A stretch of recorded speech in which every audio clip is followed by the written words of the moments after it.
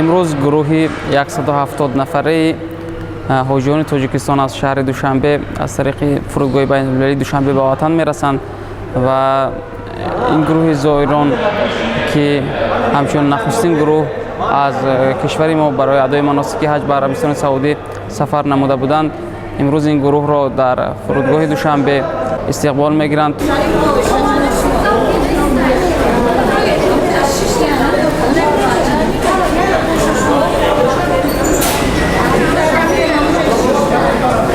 بعد از آمدن در حیات شما یکم دیگرگونی میشود؟ البته. چی دیگرگونی؟ چی اکبر شیطانو میگردیم، شیطان زده آمدن اکبر شیطان میگردیم دیگه. برای راست دیگر میدیم. هنگام ادای نماز در آبادانی وطن دعا به وطن خودم کردم، به فرزندانم کردم، به اپک و هرانم کردم. امی وطن ما تینجی آباده که ما به همه چیز رسیدیم. از هر چی آورده؟ آب آوردم، خیرما آوردم. ای خدا پروردگار شما را هم به حج برسونم. من خیلی صاحبی 10 فرزند می باشم، قهرمان مادر می باشم. خیلی فرزندهای من هم خیلی به دولت فایدهشون می رسه. هزار بار شکرانه آبادی وطن میکنم، شکرانه صلح صلاح وطن میکنم که وطن ما آباده، ما به همه امراد مقصد رسیدیم. همه امام علی رحمه الله میشناسم، مؤلفه کردیم به هندیا، به مالایزیا، به اندونزیا، میگیم تاجیکستان، میگیم ما جنوبی ما همی خیلی محبوبه، همی خیلی چیه وطن آباد کنیم. پروردگار عزیزم آبادتر شود با وطن ما. هنگام ادای نماز چی آرزو کرده؟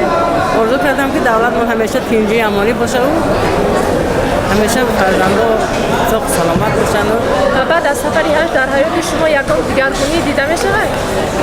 دعای خدا میدونن، نصیب یعنی نصیب تغییرات میکنند از سو چیزا رو بفهمید. از هر چی آورده؟ از هر چی آورده؟ از هر آب آوردیم. چی آوردیم؟ آب همه چیزی که رو بهترین آب. با شیطان چند سال زده؟ با شیطان 49 سال. شرایطی آنجا چگونه بود؟ خیلی خوب. از آن نکشیدیم، تشنه نموندیم، دشنه نموندیم، همه صفایی.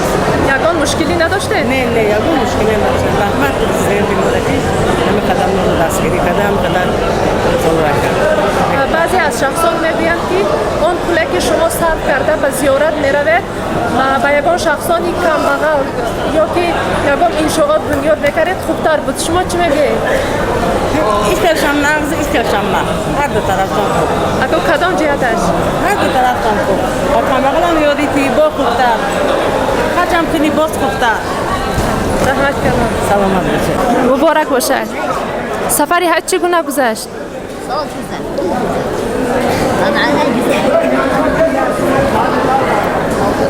از هر چی آوردید شما؟ فقط دعا و برای جناب عالی و برای تمام تاجیکستان دعا کرد. هنگام ادای نماز چی آرزو نموده؟ تینجی همون دولت. مملکت تاجیکستان بیمال رحمت. السلام علیکم. خدا خود رو معرفی میکردید؟ ابراهیم زاده سعید جان. همراه همسرتان به حج؟ همراه همسر. چند سال باز منتظر زیارت به خانه خدا رو داشته؟ 7 سال شد، 10 سال شد منتظر بودیم. همین سال نصیب زیارت مکة الله شده، نصیب ما گردن. از هر چی آورده؟ اینجا خیلی دیگر نیرده دیگر اشتر نشد. آب زمزم که خورما آوردیم.